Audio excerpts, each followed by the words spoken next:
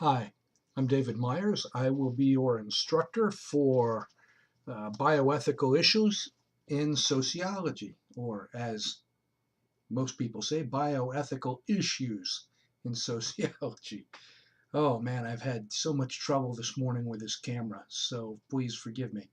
Um, well, this video uh, will be my expectations and an overview of the class. I found it's useful if you are able to watch something rather than just read something.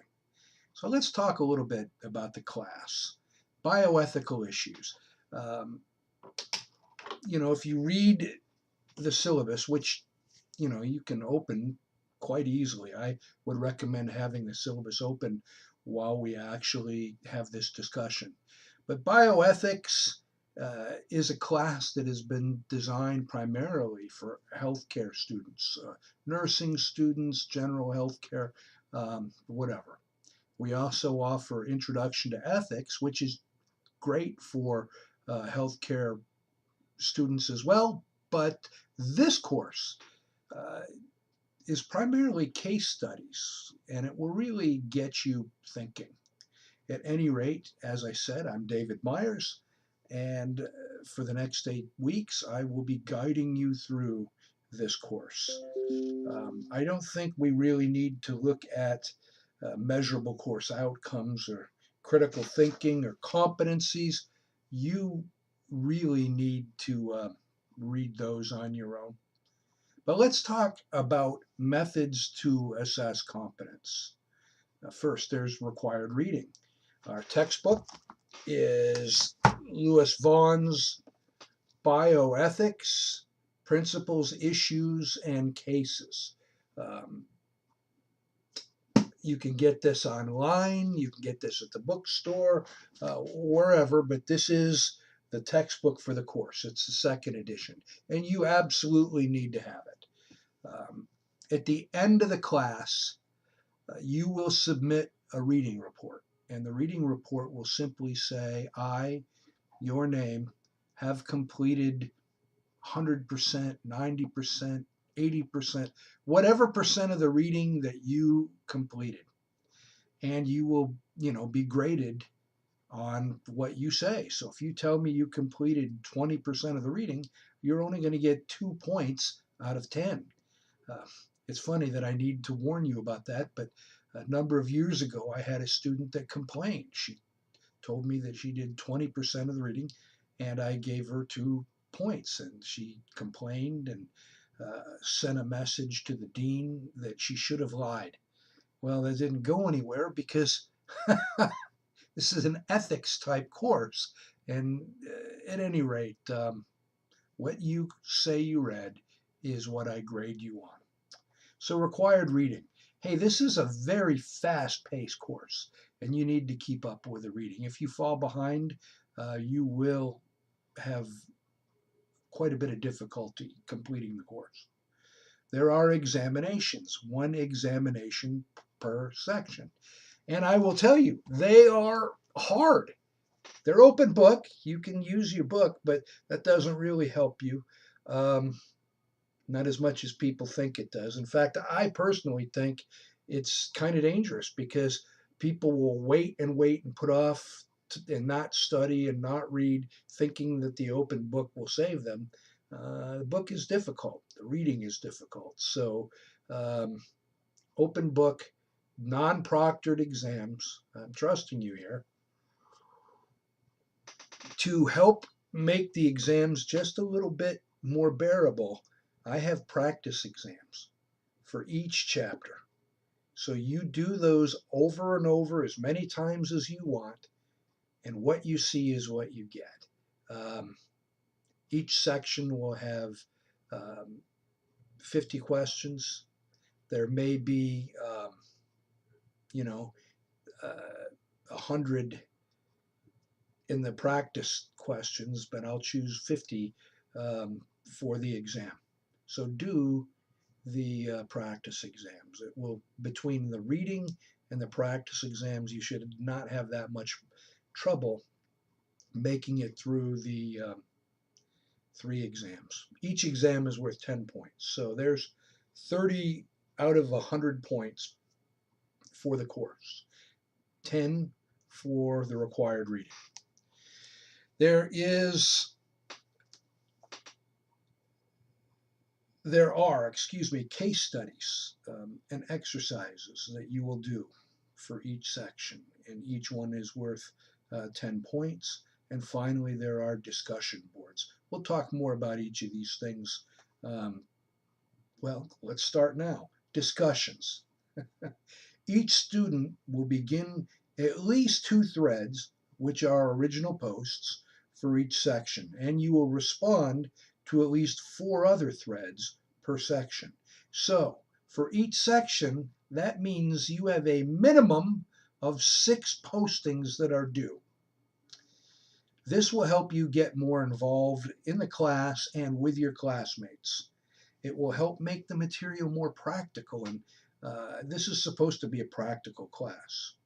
The postings need to be thoughtful and detailed. One sentence postings consisting of, "Oh, I totally agree with you." That's not going to cut it. I won't count those. They don't qualify, and they won't count toward the required postings. Each section's postings must be completed by the end of the exam cycle. Now, these postings are very important, and per section, they're worth 10 points. Exams, we've already talked about.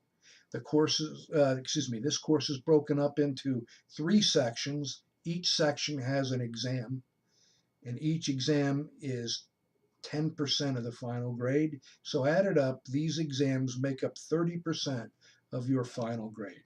Now, I've later in the syllabus given you dates for each of the exams.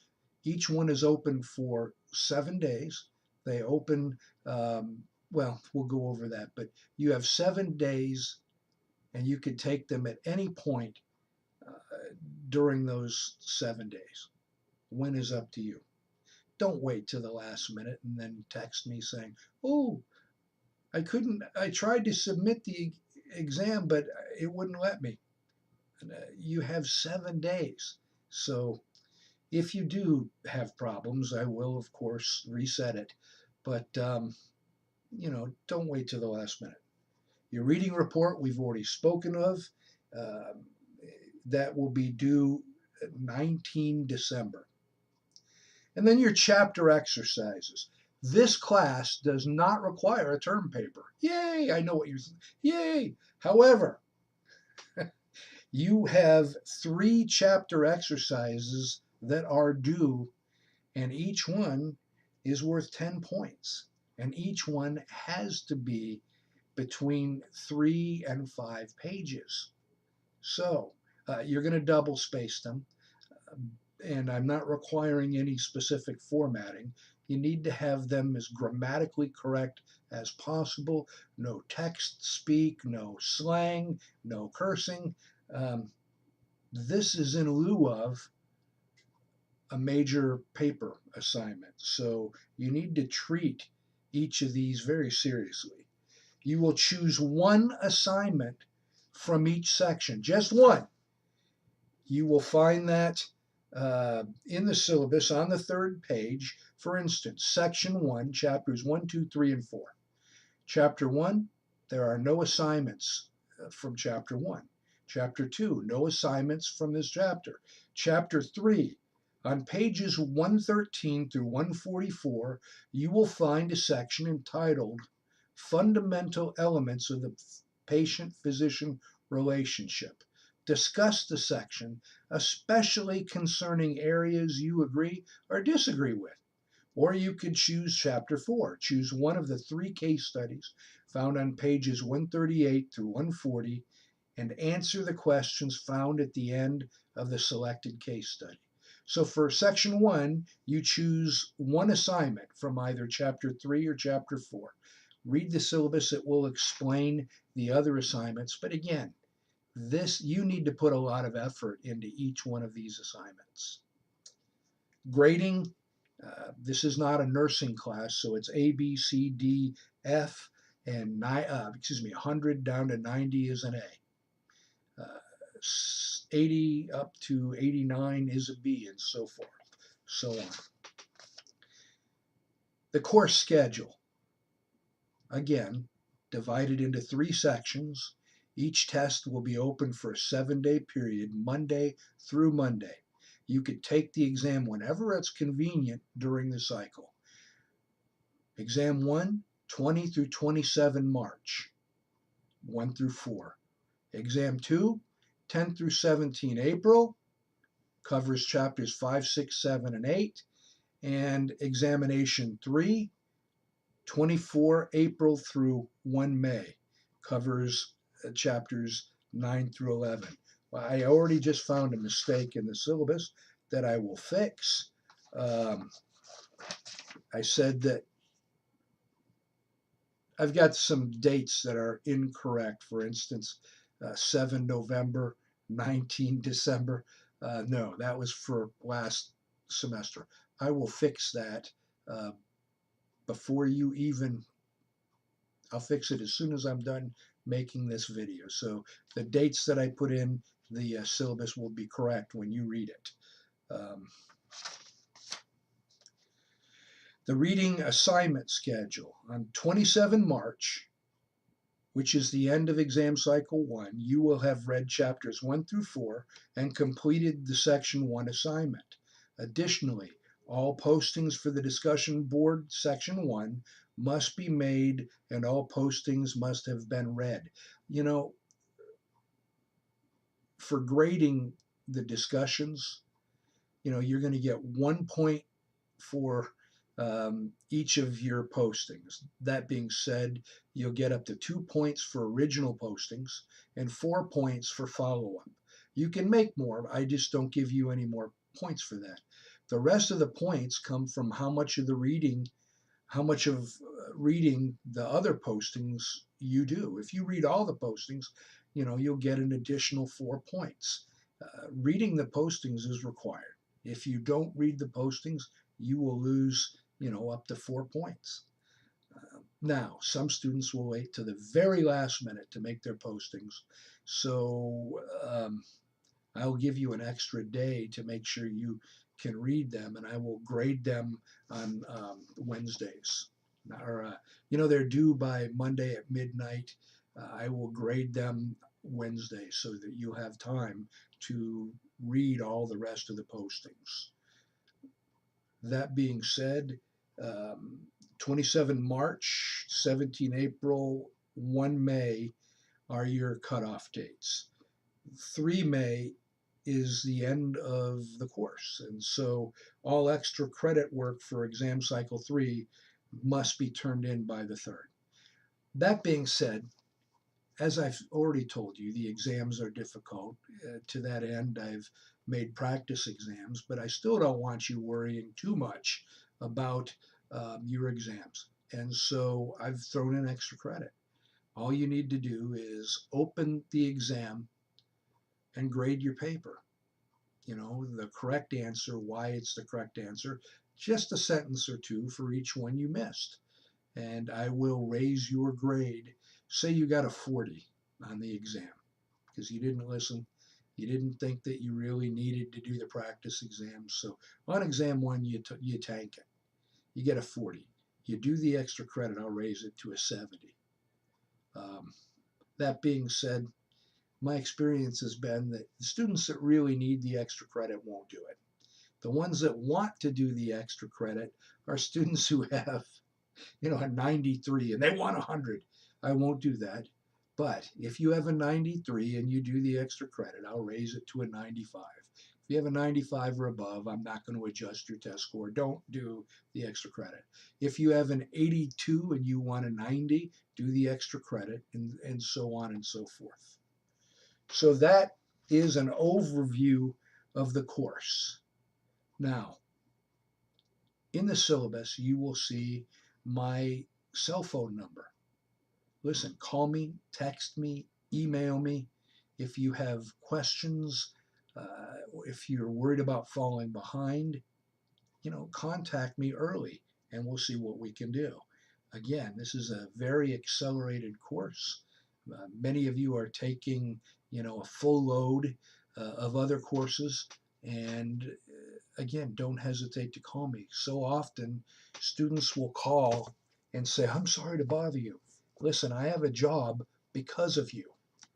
My time is your time, so don't hesitate." Now, that being said, um, I have other jobs as well. I teach other classes, I lecture, um, and I pastor a church. So if you call me at noon on a Sunday, I'm probably not going to answer right away. I got a phone call last Sunday. I was in the pulpit in the 11:30 in the middle of my sermon, and my phone rings. I was embarrassed. Um, so there you have it. Contact me, call me, beep me. To quote the great Kim Possible, call me, beep me if you want to reach me. I don't really have a beeper anymore. They kind of went out of style, 10 years ago, but uh, text me.